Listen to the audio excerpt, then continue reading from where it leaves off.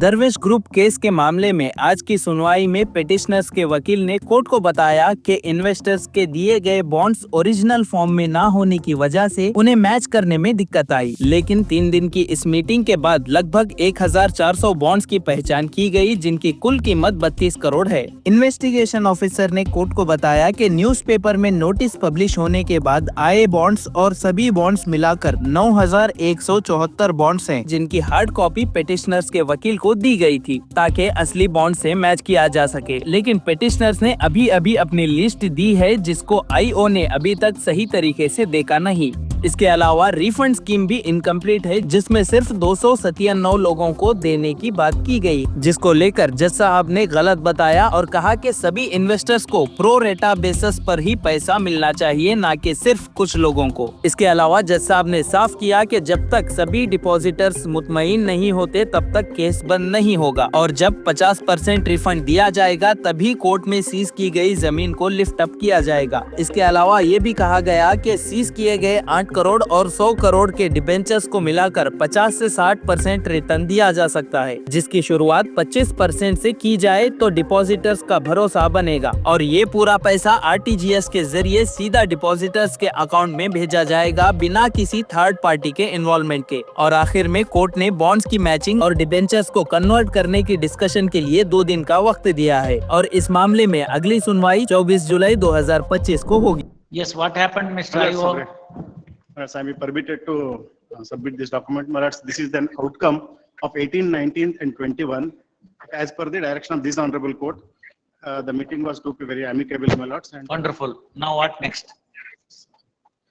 my lords, in this context, Memo with documents placed on record on behalf of the petitioners.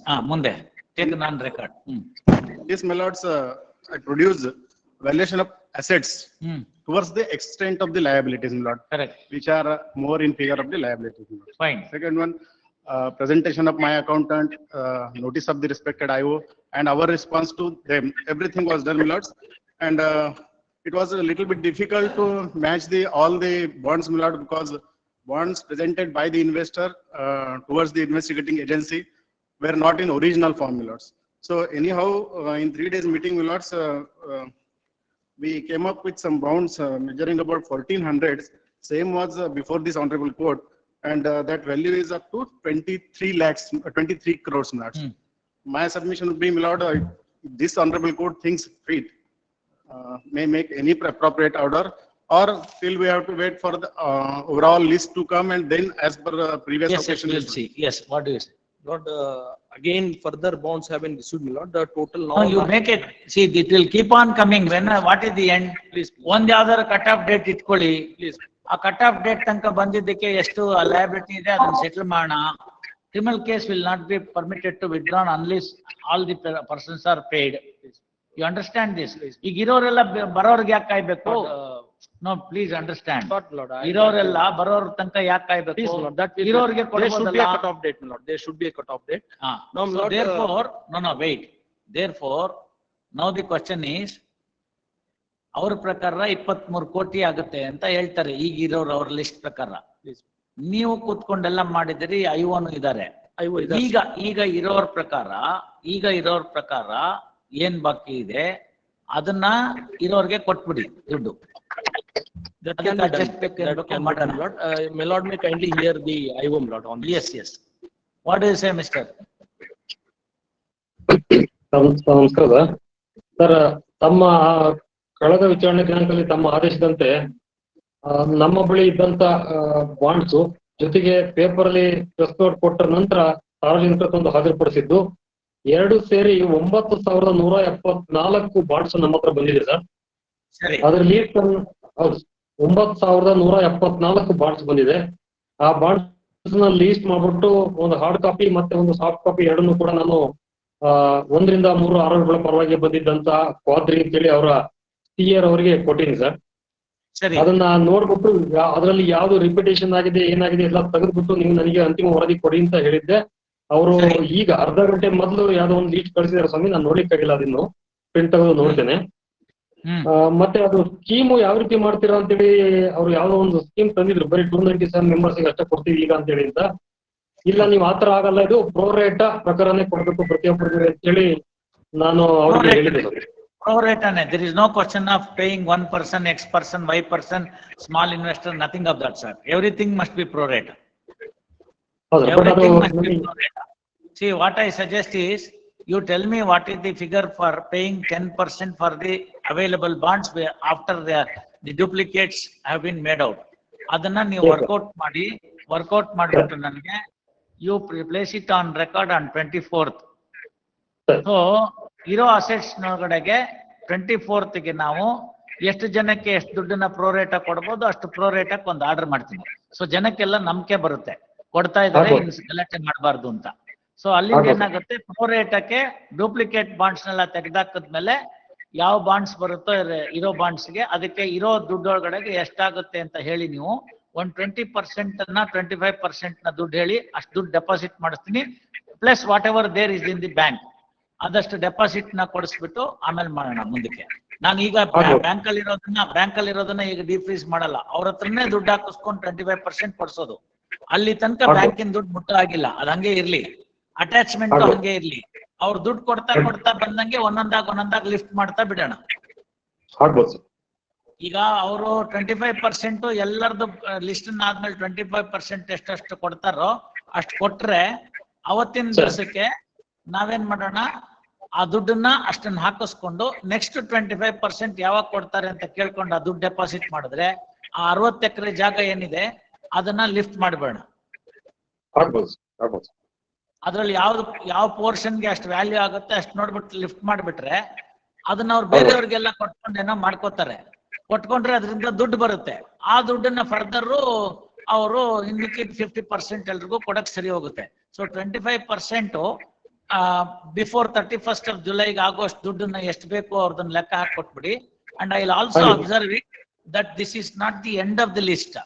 If any other depositors were to come, that should be satisfied, and that until all the depositors that would come and then get satisfied, the criminal case will not be withdrawn. ಒಂದು.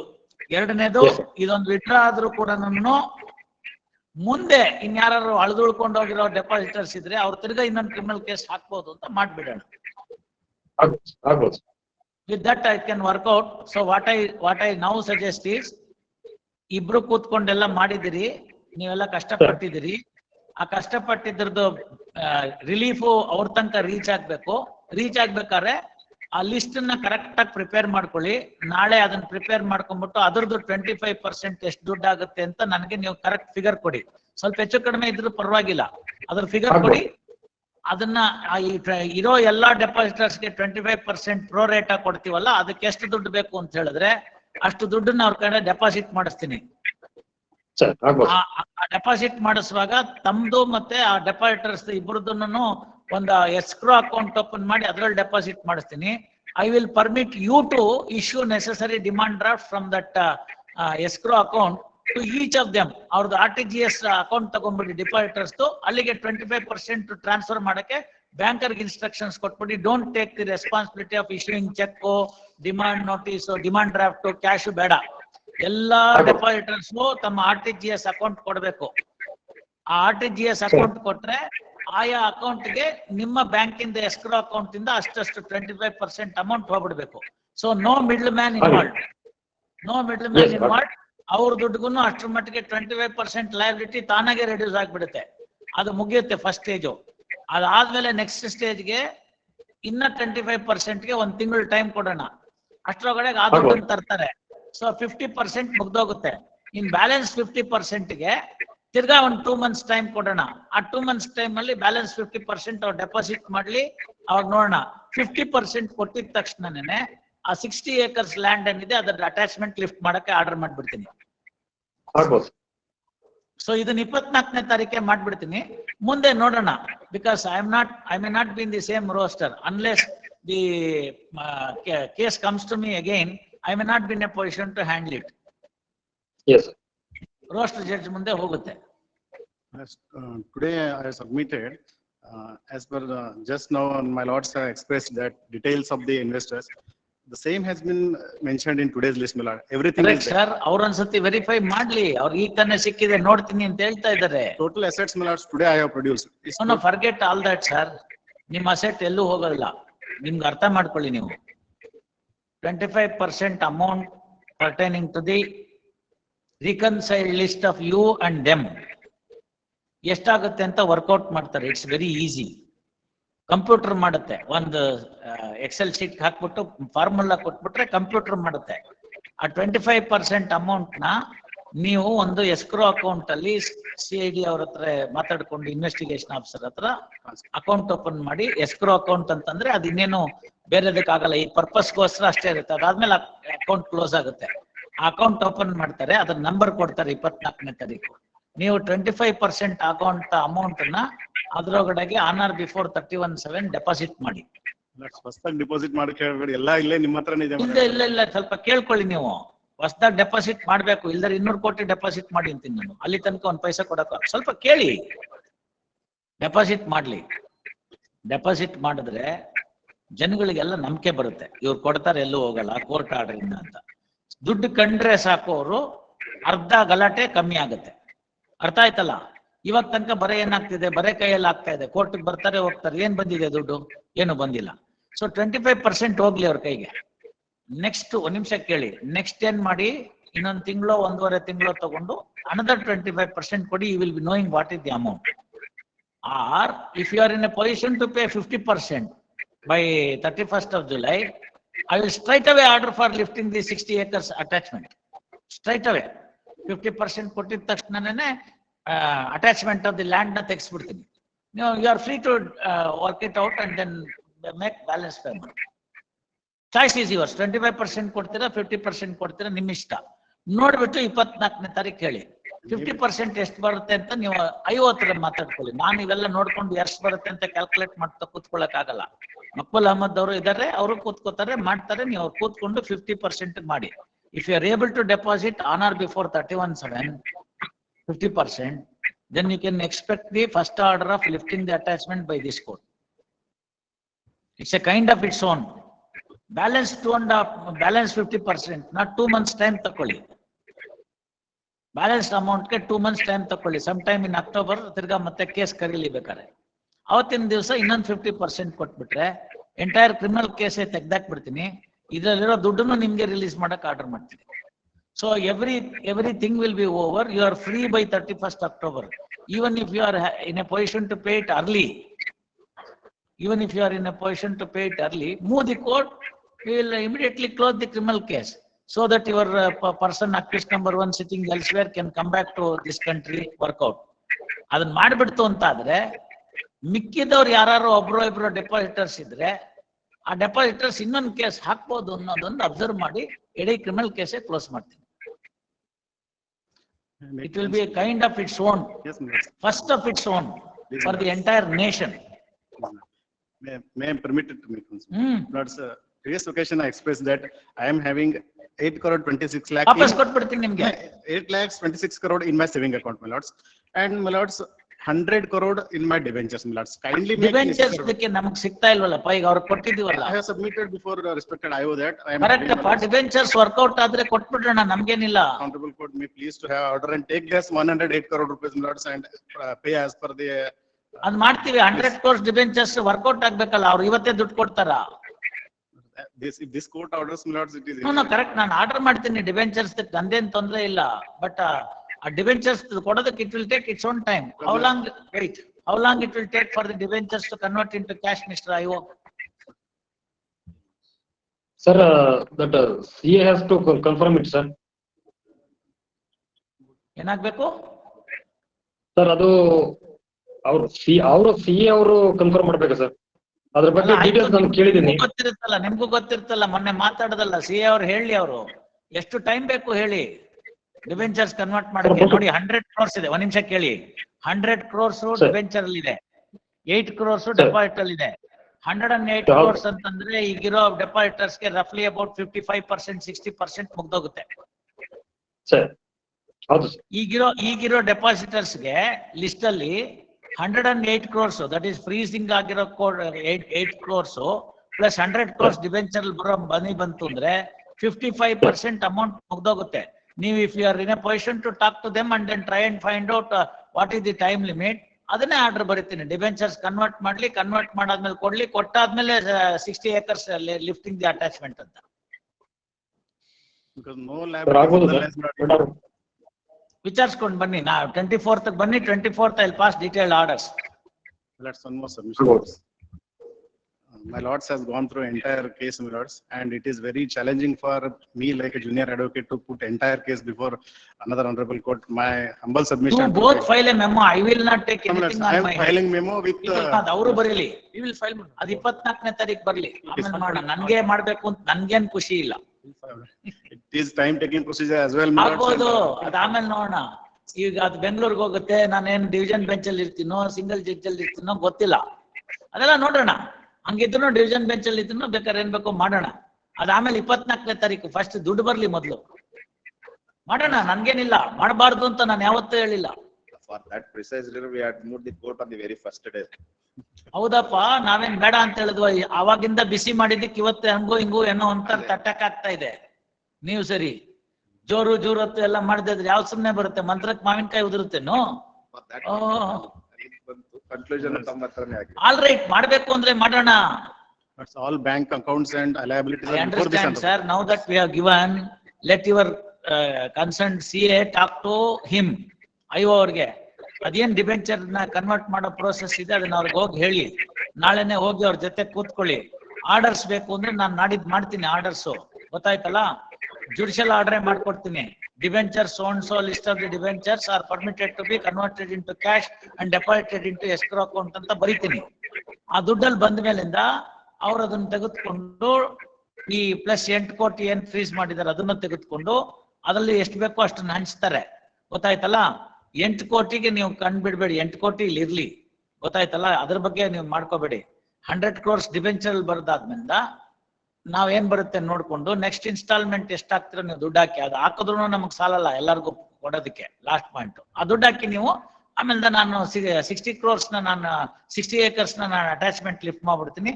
ಅದ್ರ ಮೇಲೆ ದುಡ್ಡು ತೆಗೆದು ಇನ್ನೊಂದು 15 ದಿವಸನೋ ತಿಂಗಳು ಏನಾಗುತ್ತೋ ಆ ಟೈಮಲ್ಲಿ ನೀವು ಮಿಕ್ಕಿದ್ದ ಅಮೌಂಟ್ ನ ಕಟ್ಬಿಡಿ. ಎಲ್ರದನ್ನು ಲಾಸ್ಟ್ ಪೈಸಾ ಕಟ್ಬಿಟ್ರೆ ನಾನು ಇಲ್ಲೇ ಕಾಂಪೌಂಡಿಂಗ್ ಮಾಡ್ಕೊಟ್ಬಿಟ್ಟು ಒಂದು ಡೀಟೇಲ್ ಆಗಿ ಆರ್ಡರ್ ಬರೀತೀನಿ. ಡೀಟೇಲ್ ಆಗಿ ಆರ್ಡರ್ ಬರೆದು permitted to compound this case itself will come to an end. Once the case comes to an end, ಗೊತ್ತಾಯ್ತಲ್ಲ? Once the case comes to an end, automatically ಅವತ್ತಿನ ದಿವಸ ಇನ್ನೊಂದು observation ಮಾಡ್ತೀನಿ.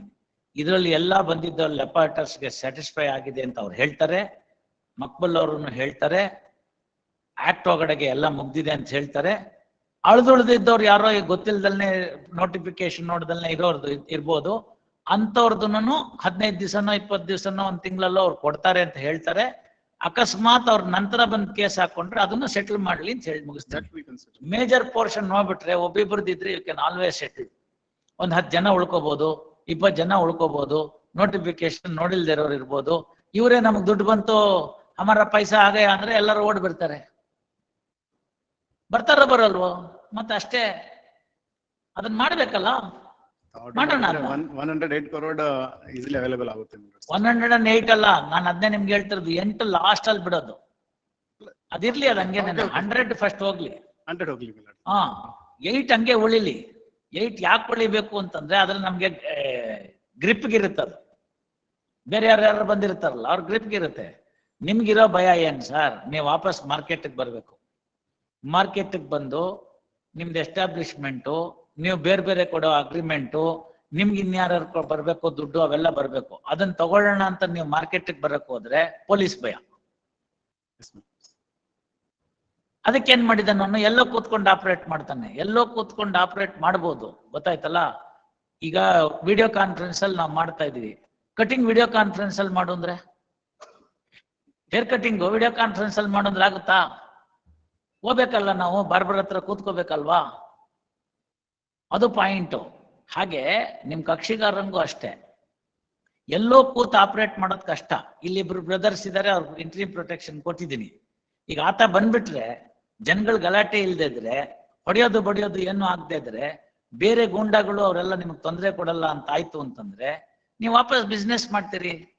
ನಿಮ್ ಜಾಗ ಇದೆ, ನಿಮ್ಗೆ ಬೇಕಾದ ಅಗ್ರಿಮೆಂಟ್ ಇದೆ, ನಿಮ್ದು ಓನರ್ಶಿಪ್ ಇನ್ ಲ್ಯಾಂಡ್ ಇದೆ, ಡೆವಲಪ್ಮೆಂಟ್ ಸ್ಟಾರ್ಟ್ ಮಾಡ್ತೀರಿ. ಡೆವಲಪ್ಮೆಂಟ್ ಸ್ಟಾರ್ಟ್ ಮಾಡ್ತು ಅಂತಂದ್ರೆ ದುಡ್ಡು ತನ್ನಾಗೆ ಓಡಾಡಕ್ ಸ್ಟಾರ್ಟ್ ಆಗುತ್ತೆ. ದುಡ್ಡು ಓಡಾಡಕ್ ಸ್ಟಾರ್ಟ್ ಆದ್ರೆ ಸಣ್ಣ ಪುಟ್ಟದಕ್ಕೆ ಯಾಕೆ ಹೆದರ್ಕೋತೀರಾ? ಸಣ್ಣ ಪುಟ್ಟದ್ದೇನಿದೆ ಅದನ್ನ ಕೊಟ್ಬಿಡ್ತೀರಿ. ಈಗ ಇವ್ರನ್ನ ಮೊದಲು 100% ಇರೋರ್ನೆಲ್ಲ ಕಳಿಸ್ಬಿಡ್ಬೇಕು.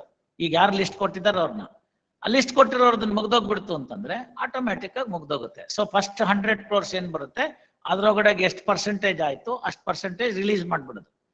ಸರ್ಕಾರಕ್ಕೂ ಸಂತೋಷ, ಐಒಗೂ ಸಂತೋಷ, ನನಗೂ ಸಂತೋಷ, ನಿಮ್ಗೂ ಸಂತೋಷ. ಯಾಕೆ? ಇಂಥ ಕೇಸ್ನಲ್ಲಿ ಇಂಥ ಪ್ರಾಬ್ಲಮ್ ಇದ್ದಿದ್ದನ್ನ ನಾವು ಮಾಡ್ಕೊಟ್ಟಿದ್ದೀವಿ ಅಂತ. ನಿಮ್ದೆಲ್ಲ ಬರುತ್ತೆ. ನಿಮ್ಗೆ ಒಂದ್ ಕೇಸ್ ಸಾಕು, ಇಂಥದ್ದು ಇಡೀ ವರ್ಷಕ್ಕಾಗುವಂಥದ್ದು ನಿಮ್ಗೆ ಬೇಕಾಗಿರ್ತಕ್ಕಂಥದ್ದೆಲ್ಲ ಸಿಗುತ್ತೆ. ತಪ್ಪೇನಿಲ್ಲ, ತಪ್ಪೇನಿಲ್ಲ. ವಕೀಲರಿಗೆ ತಿಂಗಳ ಫೀಸ್, ತಿಂಗಳದ್ದು ಸ್ಯಾಲ್ರಿ ಬರುತ್ತಾ? ಏನಿಲ್ಲ. ಅದೇ ಉರ್ದುನಲ್ಲಿ ಒಂದು ಗಾದೆ ಇದೆ, ಹಿಂದಿನಲ್ಲಿ, ಮಾರೆತ್ತೋ ಹಾತಿಕ್ಕೋ ಮಾರ್ನ, ಲುಟ್ಟೆತ್ತೋ ಬಂಡಾರ್ಕೋ ಲೂಟ್ನ ಅಂತ. ಸಣ್ಣ ಪುಟ್ಟದ್ದು ಕೈಯಾಗಿ ಸಿಕ್ಕಾಕೋಬಾರ್ದು. ಅರ್ಥ ಆಯ್ತಲ್ಲ? ಒಂದ್ ಅಡಕೆ ಕದ್ರೂ ಕಳ್ಳಾನೆ, ಭಂಡಾರಕ್ಕೆ ಕನ್ನ ಹಾಕಿದ್ರು ಕಳ್ಳಾನೆ. ರಥ ಕೆಟ್ಟರು ಸುಖ ಇರ್ಬೇಕು ಅಂತ ಗಾದೆ. ಮಾಡಿದಿರಿ, ಕಷ್ಟಪಟ್ಟಿದ್ದೀರಿ, ಬೆಳಗ್ ರಾತ್ರಿ ಕೂತ್ಕೋತೀರಿ, ಅದಕ್ಕೆಲ್ಲ ತಯಾರು ಮಾಡಿದಿರಿ, ಕೋಆಪರೇಟ್ ಮಾಡಿದಿರಿ. ಫಲ ಬಂದ್ ಕಳ್ಳಕ್ ತಗೊಳ್ಳಿ, ಯಾರು ಬೇಡ ಅಂತಾರೆ. ಚೆನ್ನಾಗಿರಿ. Even I was also assured after defreezing and disposing of this matter also. That's why, sir. That's why I'm saying, ನೀವಾಗ್ಲಿ, Rajesh Doddamani ಆಗ್ಲಿ, ಲಿಯಾಕತ್ ಆಗ್ಲಿ, ಯಾರೇ ಆಗ್ಲಿ, at the end of the day, you're all working and then taking the money. You are not taking the half money, you see. You're all working. That's your fee. You are entitled to take it. Take it. ನಮ್ಮ ಹುಡುಗರೆಲ್ಲ ಕಷ್ಟಪಟ್ಟು ಕೆಲಸ ಮಾಡ್ತಾರೆ, ತಗೋತಾರೆ. ಏನು ಇಲ್ದೇ ಇದ್ರು ಕೂಡ ನಾನೇನೋ ಒಂದ್ ಸಣ್ಣ ಪುಟ್ಟ ರಿಲೀಫ್ ಕೊಟ್ಟು ಕಳಿಸ್ತೀನಿ, ಹೋಗ್ಲಪ್ಪ ಇರ್ಲಿ ಅಂತ. ಬಾರ್ನ ಮೇಂಟೈನ್ ಮಾಡೋ ರೀತಿ ಅದು. ಏನು ಕೊಡಿಸ್ದಲ್ನೇ ಅವ್ರಿಗೆ ಎಲ್ಲ ವಜಾ ಮಾಡ್ಕೊಂಡಿದ್ರೆ ಯಾರು ನನ್ ನೆಕ್ಸ್ಟ್ ಇದಕ್ ಬರೋದೇ ಇಲ್ಲ. ನೆಕ್ಸ್ಟ್ ರೋಸ್ಟರ್ಗೆ ಬಂದ್ರೆ ಎಲ್ಲ ಸುಳ್ಳ ಪಳ್ಳ ಹೇಳ್ತಾರೆ. CRPC ನಲ್ಲಿ ಹಲವಾರು ಪ್ರಾವಿಷನ್ ಇದೆ, ಒಂದೋ ಎರಡೋ ಹಾಕ್ತಾರೆ. ಏನು ಇಲ್ಲ ಅಂದ್ರೆ ಡಿಸ್ಮಿಸ್ ಡಿಫಾಲ್ಟ್ ಮಾಡ್ಕೊಂಡು ಹೋಗ್ತಾರೆ. ನಾನು ಆ ಕಡೆಗೆ ಹೋದ್ಮೇಲೆ ರೆಸ್ಟೋರೇಷನ್ ಹಾಕೋತಾರೆ. ಅವ್ನ್ ನಮ್ಮ ಅಜ್ಜ ಬಂದು ಕೂತ್ಕೊಂಡ್ರೆ ಅವಾಗ ಗೊತ್ತಾಗುತ್ತೆ. ಅರ್ಥ ಆಯ್ತಲ್ವಾ? ಅದರಿಂದ ಇವೆಲ್ಲ ಏನು ಮಾಡಕ್ವಲ್ಲ. ಮತ್ತೆ 482 ರೆಸ್ಟೋರ್ ಆದ್ರೂ ಪುನಃ ನನ್ನ ಹತ್ರನೇ ಬರುತ್ತೆ. ಎಲ್ಲಿ ತಪ್ಪಿಸ್ಕೊಂಡು ಹೋಗ್ತಾರೆ ಅವರು? ಎಲ್ಲಿ ತಪ್ಪಿಸ್ಕೊಂಡು ಹೋಗ್ತಾರೆ? ಎಲ್ಲೂ ಹೋಗಲ್ಲ. ಹಂಗಾಗಿ ಅದೆಲ್ಲ ಅಲ್ಲಿಗಿರುತ್ತೆ. ಪ್ರಶ್ನೆ ಬರೋದು ಅದಲ್ಲ. ಪ್ರಶ್ನೆ ಬರೋದು ಅವ್ರನ್ನ ನೋಡ್ಬೇಕು. ಕೊನೆಯಲ್ಲಿ ಇದಾರಲ್ಲ ಅವ್ರು ನೋಡ್ಬೇಕು. ಬಡವರು ಏನೋ ಮೈ ಮುರಿದು ದುಡಿರೋ ಅಂತಂದ್ರೆ ಇಲ್ಲೆಲ್ಲೋ ಮನಿನಲ್ಲಿ ಇಂಟ್ರೆಸ್ಟ್ ಜಾಸ್ತಿ ಕೊಡ್ತಾರೆ ಅಂತ ಹಾಕ್ಬಿಟ್ಟು ಕೂತ್ಕೊಂಡ್ಬಿಟ್ರು. ಮಕ್ಕಳ ಮದ್ವೆಗೋ, ಏನೋ ಒಂದ್ ಸಣ್ಣ ಪುಟ್ಟದ್ ಮಾಡಕ್ಕೋ, ಇಲ್ಲ ಆಸ್ಪತ್ರೆಗೋ ದುಡ್ಡು ಬೇಕೀಗ. ಎಲ್ಲಿಂದಿದೆ ಅವ್ರ ಹತ್ರ? ಹಾಕ್ಬಿಟ್ರು, ಹೋಗ್ಬಿಡ್ತು. ಇವಾಗ ಏನ್ ಮಾಡ್ತಾರೆ? ಪ್ರಾಬ್ಲಮ್ ಇರೋದು ಅಲ್ಲಿ. ಸೊ ಅದಕ್ಕೋಸ್ಕರ ಅವ್ರು ಕೊಟ್ಬಿಡೋಣ. ಅವರೆಲ್ಲ ಕೊಟ್ಬಿಟ್ರೆ ತಾನಾಗೆ ಸರಿ ಹೋಗ್ಬಿಡ್ತಾರೆ ಅವ್ರ ಪಾಡಿಗೆ ಅವರು. ಅವ್ರು ನಿಮ್ಗೆ ಅವಾಗ ವ್ಯಾಪಾರ ಮಾಡಕ್ ಸರಿ ಹೋಗುತ್ತೆ. ಬರಕ್ ಆಗ್ತಾ ಇಲ್ಲ ನಿಮ್ಗೆ ಇಲ್ಲಿಗೆ. ಬಂದ್ರೆ ಹೊಡಿತಾರೆ ಅನ್ನೋ ಭಯ. ಇವರೊಬ್ಬರೇ ಹೊಡೆಯೋದಲ್ಲ, ಬೇರೆ ಆಂಟಿ ಸೋಷಿಯಲ್ ಎಲಿಮೆಂಟ್ಸ್ ಇದ್ದಾರೆ, ಕಾಂಪಿಟೇಟರ್ಸ್ ಇದ್ದಾರೆ. ನಂಗೆ ಗೊತ್ತಿದೆ ಬಿಡಿ, ಕಾಂಪಿಟೇಟರ್ಸ್ ಇದ್ದಾರೆ, ಮಾರ್ಕೆಟ್ ಅಲ್ಲಿ ಕಾಂಪಿಟೇಟರ್ಸ್ ಇದ್ದಾರೆ, ನಿಮ್ ಬಿಸ್ನೆಸ್ಗೆ ಕಾಂಪಿಟೇಟರ್ಸ್ ಇದ್ದಾರೆ. ಅವರೆಲ್ಲ ತೊಂದರೆ ಕೊಡ್ತಾರೆ. ಪೊಲಿಟಿಕಲ್ ಇನ್ವಾಲ್ವ್ಮೆಂಟ್ ಆಗುತ್ತೆ.